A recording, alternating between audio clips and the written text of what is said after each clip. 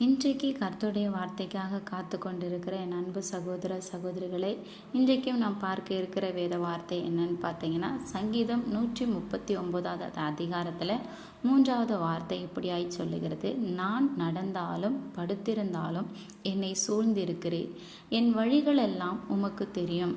ஆமாங்க, எனக்கு பிரியமானவர்களே, இந்த நாளில் நம்ம என்ன பண்ணிக்கிட்டு இருக்கோம் அப்படின்னு சொல்லி நம்ம கூட இருக்கிற பார்ட்னர்ஸ் கூட, ஒருவேளை நம்ம பேரண்ட்ஸ் கூட தெரியாமல் இருக்கலாம். ஆனால் கர்த்தர் எல்லாவற்றையும் அறிந்திருக்கிறார். நம்ம நடந்திருந்தாலும் நம்ம தூங்குனா கூட அவர் நம்மை சுற்றி இருக்கிறார். அதனால் எந்த ஒரு சூழ்நிலையிலையுமே என்னை பார்க்குறதுக்கு யாருமே இல்லை, நான் தனியாக இருக்கிறேன், என்னுடைய இந்த சூழ்நிலை யாருக்கு புரியும் அப்படின்லாம் நீங்கள் யோசிக்கவே யோசிக்காதீங்க. நீங்கள் எந்த சூழ்நிலையில் நீங்கள் இப்போ என்ன செய்து கொண்டிருந்தாலும் கர்த்தர் உங்களை பார்த்து கொண்டிருக்கிறார். உங்கள் வழிகள் எல்லாம் அவர் அறிந்திருக்கிறாரு. அதனால் எனக்கு பிரியமானவர்களே, நீங்கள் கர்த்தரை தேடி அவருக்கு முக்கியத்துவம் கொடுங்க.